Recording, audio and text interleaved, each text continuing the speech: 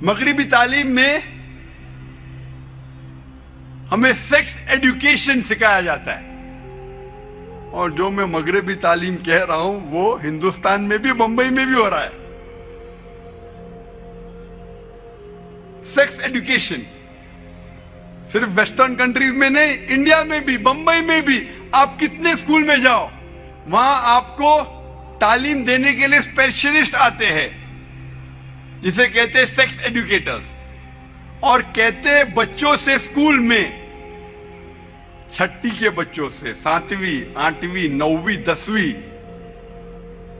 مغربی ممالک میں نے، بمبئی شہر میں کہتے ہیں کہ آپ کونڈم کا استعمال کرو ورنہ بیمار ہو جائیں گے، بیماری پھیلیں گی. کونڈم کا استعمال کرو ورنہ بچہ پیدا ہو جائے گا. آپ مغربی ملک میں جائیں گے تو ہورڈنگز لگے ہیں، condomise yourself, save yourself from AIDS. Condomise yourself مطلب ایڈز سے بچنے کے لیے کونڈم کا استعمال کرو. مغربی ملک میں تعلیم یہ دینا چاہیے کہ زنا مت کرو، تو تعلیم دے رہے،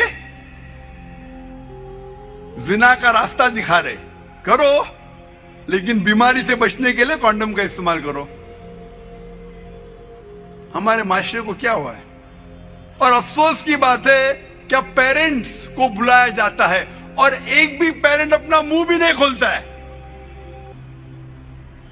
ایک بھی پیرنٹ، وہ پیرنٹ کو بھی تعلیم دی جاتی ہے کہ اپنے بچوں سے کہو کہ کونڈم کا استعمال کرو.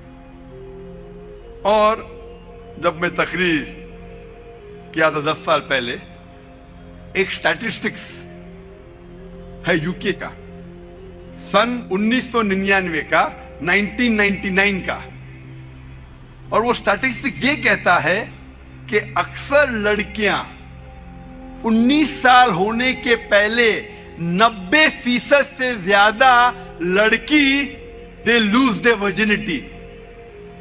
ہندی میں کہوں گا کہ وہ زنا کرتی ہے. 90% سے زیادہ لڑکیاں 19 سال ہونے کے پہلے یو کے میں زنا کرتی ہے. اور ایک سٹیٹسٹک جو چند سال بعد کا ہے کہ یو ایس اے میں 95% of the girls lose their virginity before they leave college. 95%، 95%. چند سال پہلے میرے ایک دوست تھے جو ڈاکٹر ہے، بمبئی شہر میں ایک کانفرنس اٹینڈ کر رہے تھے آن ایڈز، اور اس کانفرنس میں کہا گیا تھا کہ بمبئی شہر میں 70% سے زیادہ، more than 70% لڑکیاں اسکول سے فارغ ہونے سے پہلے زنا کرتی ہے. مجھے یقین نہیں ہوا کہ بمبئی شہر میں، انگلینڈ میں ہو سکتا ہے، یو ایس اے میں ہو سکتا ہے، بمبئی شہر میں میڈیکل کانفرنس آن ایڈز 70% سے زیادہ لڑکیاں دے لوز دے ورجنٹی، اردو میں کہوں گا زنا کرتی ہے. 70%. 10 لڑکیاں جو اسکول میں جا رہے بمبئی شہر میں، 10 میں سے 7 زنا کر رہی ہے. کان کو یقین نہیں ہوتا. یہ بھی سٹیٹسٹک سے چند سال پہلے کی. ہم کیا سکھا رہے ہمارے بچوں کو؟ اسی لیے جب ایک سروے کیا گیا تھا یو کے میں، انگلینڈ میں،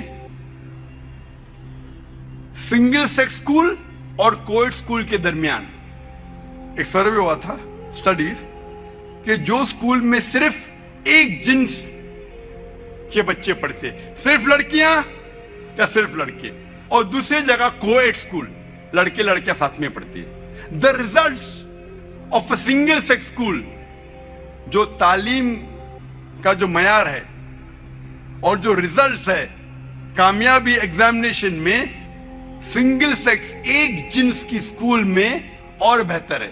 جہاں صرف لڑکیاں پڑھتے اسکول میں یا صرف لڑکے پڑھتے، اس کا ریزلٹ امتحان میں اور بہتر ہے بنسبت کوئٹ اسکول کے، کیونکہ کوئٹ اسکول میں بچے ایک دوسرے سے کمپٹیشن لگاتے کہ کیسے اپنے اپوزٹ سیکس میں ہیرو یا ہیروئن بنے، کیسے متاثر کرے اپنے دوسرے جنس کو۔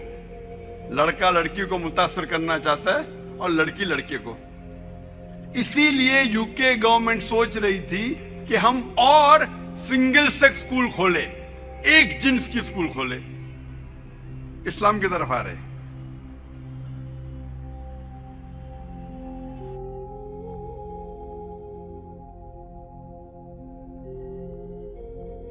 اس معاملے ہم بستری میں دبر پیچھے سے مطلب شرمگاہ کے پچھلے حصے میں عورت کے داخل ہونا حرام ہے، جس کو عام زبان میں کہیں گے پیخانے کی جگہ۔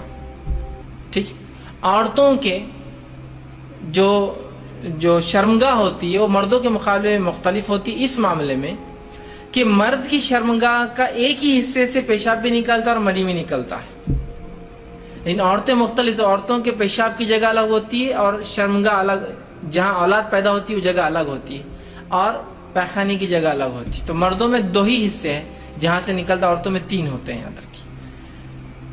تو یاد رکھیے مرد کے لیے عورت کی جو ہے شرمگاہ کے علاوہ کوئی بھی عمل کرنا درست نہیں، اور بالخصوص دبر کی تو حرمت شریعت اتنی سخت ثابت کی۔ مسند احمد کی روایت ہے، جو ہے ام سلمہ رضی اللہ عنہ فرماتی ہیں جب مہاجرین انصار کے پاس مدینہ آئے تو ان کی عورتوں سے جو ہے شادیاں رچائی۔ مہاجر عورتوں کو زمین پر لٹا کر یا ان کے ہاتھ کو زمین پر رکھ کر گھٹنوں کے بل ان کو کر جمع کرتے تھے، فائدہ اٹھاتے تھے۔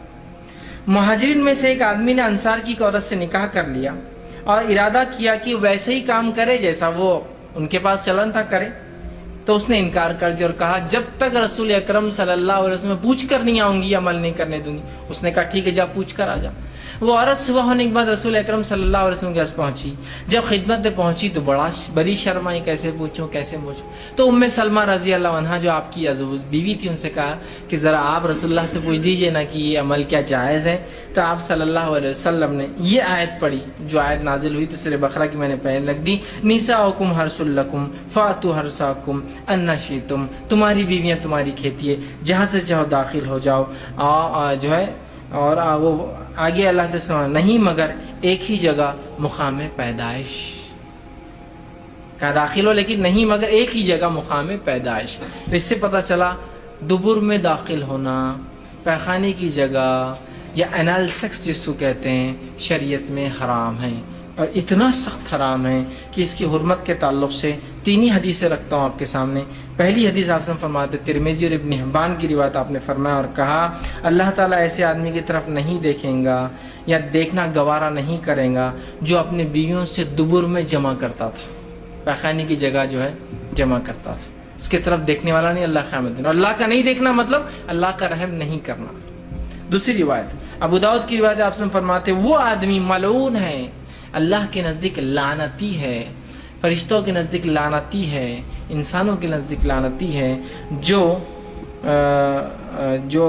فرماتے ہیں جو محاش یعنی دبر میں عورت کے داخل ہو۔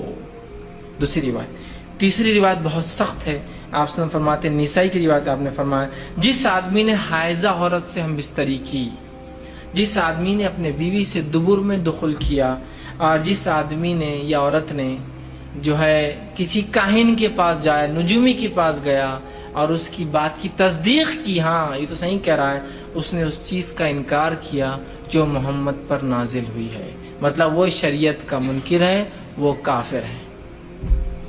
اب لا علمی میں سمجھتا ہوں کتنے لوگ یہ گناہ کر چکے ہیں اپنی زندگی میں، لوگوں کو لگتا ہے یہ تو کوئی بات ہی نہیں، روٹین آف لائف ہے۔ ٹھیک، لا علمی کتنی خطرناک ہو سکتی، سمجھ رہے آپ، کہ اس نے اس چیز کا انکار کیا جو محمد پر نازل ہوئی، وہ منکر شریعت ہے، وہ اسلام کا منکر آدمی ہے جو دبر میں داخل ہوتا ہے۔ ہم کو معمولی لگتا ہے، شریعت کے نزدیک بہت سنگین جرم ہے، تو علم بہت ضروری ہے ہر معاملے میں۔ بہرحال ٹھیک، تو یہ تینوں روایت بہرحال اس چیز کی وضاحت کر رہی تھی کہ تحریم دبر ہے۔ اب آئیے کچھ باتیں وضاحت